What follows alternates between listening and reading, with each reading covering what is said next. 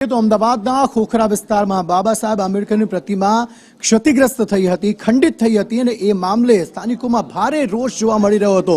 સ્થિતિ એવી હતી કે છેલ્લા કેટલાક દિવસોથી ત્યાં ધરણા કરવામાં આવી રહ્યા હતા અને જે આરોપીઓ છે તેમની તાત્કાલિક ધોરણે ધરપકડ કરવામાં આવે અને એ ધરપકડ બાદ તેમના વિરુદ્ધ કડકમાં કડક કાર્યવાહી કરવામાં આવે તેવી માંગ કરવામાં આવી હતી। તેવામાં પોલીસ દ્વારા હવે કાર્યવાહી પણ કરી લેવામાં આવી છે। 3 આરોપીઓની ધરપકડ કરી લેવામાં આવી છે। 3 આરોપીઓ કયા છે, શું કાર્યવાહી પોલીસ દ્વારા કરવામાં અત્યારે આવી રહી છે, સ્થાનિકોનું હવે આ મામલે શું કહેવું છે, આ સમગ્ર મામલે જયંતિ પાસેથી વધુ વિગતો મેળવે। જયંતિ, ખોખરામાં બાબા સાહેબની પ્રતિમાને ખંડિત કરવામાં આવી હતી, જેને લઈને ખૂબ જ રોષ ખોખરાવાસીઓ અને ગુજરાતના લોકોની અંદર હતો। જો કે ક્રાઇમ બ્રાન્ચે ત્વરિત રીતે અનેક લોકોની ધરપકડ કરી હતી, ત્યારબાદ વધુ 3 લોકોની પોલીસ દ્વારા ધરપકડ કરવામાં આવી છે, જેમાં ચેતન પરમાર, જયેશ ઠાકોર અને મુકેશ ઠાકોરની ધરપકડ થઈ છે। આ 3 જણની જે ધરપકડ કરવામાં આવી છે તે 3 જણ અલગ અલગ વિસ્તારોમાં છુપાતા ફરતા હતા। આખરે પોલીસ દ્વારા આજે 3 લોકોની ધરપકડ કરાઈ છે। જી આભાર। સમગ્ર માહિતી આપવા માટે 3ની પૂછપરછ કરવામાં આવશે કે આખરે શા માટે આ કૃત્યને તેમણે અંજામ આપ્યું, જેના કારણે સ્થાનિકોમાં ભારે રોષ જોવા મળ્યો। જો કે મૂર્તિ નવી જે છે ત્યાં મૂકી દેવામાં આવી છે, પરંતુ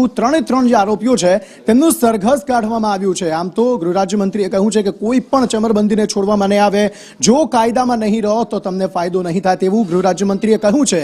અને એટલા જ માટે એવું પણ કહેવામાં આવ્યું છે કે હવે આ જે આરોપીઓ હશે તેમના વરઘોડા કાઢવામાં આવશે અને એવું થઈ પણ રહ્યું છે।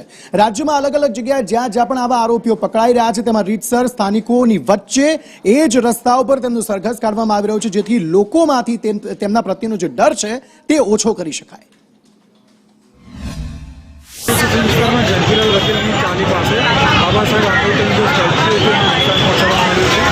ત્યારબાદ ખબર પડતા જે લોકો સરકાર દ્વારા ગુનો દાખલ કરવામાં આવ્યો છે। ગઈકાલે ક્રાઇમ બ્રાન્ચ દ્વારા 2 આરોપીને આઈડેન્ટિફાઈ કરીને એને અરેસ્ટ કરવામાં આવેલા હતા। ત્યારબાદ જે સ્ટેચ્યુ છે આજે સવારે સ્ટેચ્યુ મૂકવામાં આવેલું છે, સ્ટેચ્યુનું અનાવરણ કરવામાં આવેલું છે અને જે લોકોની માંગણી છે કે જે આરોપીને અરેસ્ટ કરવામાં આવે, કડકમાં કડક કાર્યવાહી થાય, એ કાર્યવાહીથી લોકો સંતુષ્ટ છે।